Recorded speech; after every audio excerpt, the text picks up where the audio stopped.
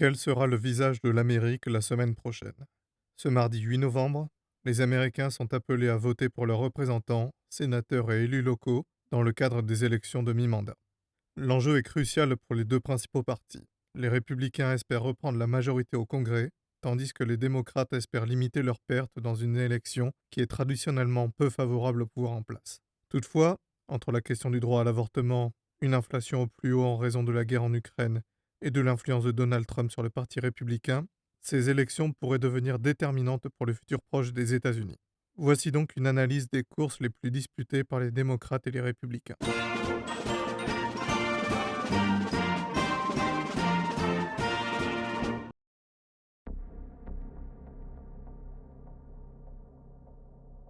Commençons tout d'abord par l'élection qui prévoit le moins de suspense, celle de la Chambre des représentants.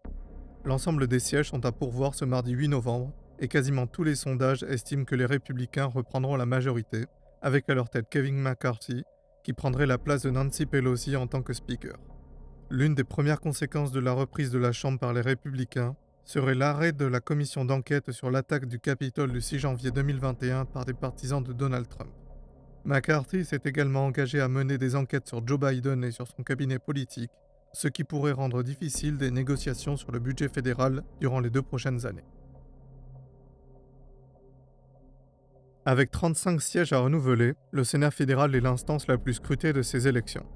Actuellement divisé à 50-50, les démocrates espèrent gagner plusieurs sièges pour accentuer leur majorité et ainsi passer des projets de loi ambitieux sur la protection du droit à l'avortement ou encore sur le climat.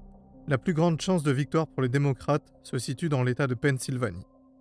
Le sénateur républicain sortant Pat Romney ne se représentant pas, le siège est disputé par le vice-gouverneur démocrate de l'État, John Fetterman, et le cardiologue chirurgien star du petit écran et aussi grand ami de Donald Trump, Mehmet Oz. Alors qu'il faisait figure de favori dans un État qui avait été déterminant pour la victoire de Joe Biden en 2020, Fetterman a vu son avance diminuer ces dernières semaines en raison d'un AVC qui a fait l'objet de spéculations sur son état de santé. De son côté, Mehmet Oz a multiplié les attaques personnelles contre son rival, moquant notamment ses problèmes de santé. Nul doute que cette course sera la plus scrutée par les sénateurs à Washington. La Géorgie est également au centre de toutes les préoccupations. Le sénateur démocrate sortant, le pasteur Raphaël Warnock, fait face au républicain Herschel Walker, un ancien joueur de football qui a multiplié les scandales au cours de sa campagne. Après avoir affirmé avoir servi dans l'armée et être un ancien agent du FBI, Walker s'est fait épingler pour avoir fait avorter son ancienne compagne et lui avoir fait un chèque de 700 dollars à ce sujet, alors qu'il affirme publiquement s'opposer à l'avortement. Si Raphaël Warnock semble être en tête dans les intentions de vote, le résultat final semble toutefois incertain en raison de l'obligation pour les candidats d'atteindre la barre des 50% de suffrages pour être élus. Autre État ayant un rôle essentiel dans le jeu électoral américain, le Wisconsin. Le sénateur républicain sortant, Ron Johnson, y affronte le candidat démocrate Mandela Barnes. À 67 ans, Johnson vise un troisième mandat dans un État qui a été déterminant lors des 2 dernières élections présidentielles.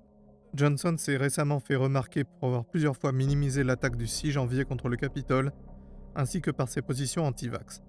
Ses sorties les plus récentes sur la théorie du grand remplacement, qui est selon lui un complot des démocrates, avaient permis à son rival Barnes de le distancer au début de la campagne. Toutefois, cette avance s'est effondrée ces derniers jours, jusqu'à voir Johnson repasser devant dans les intentions de vote.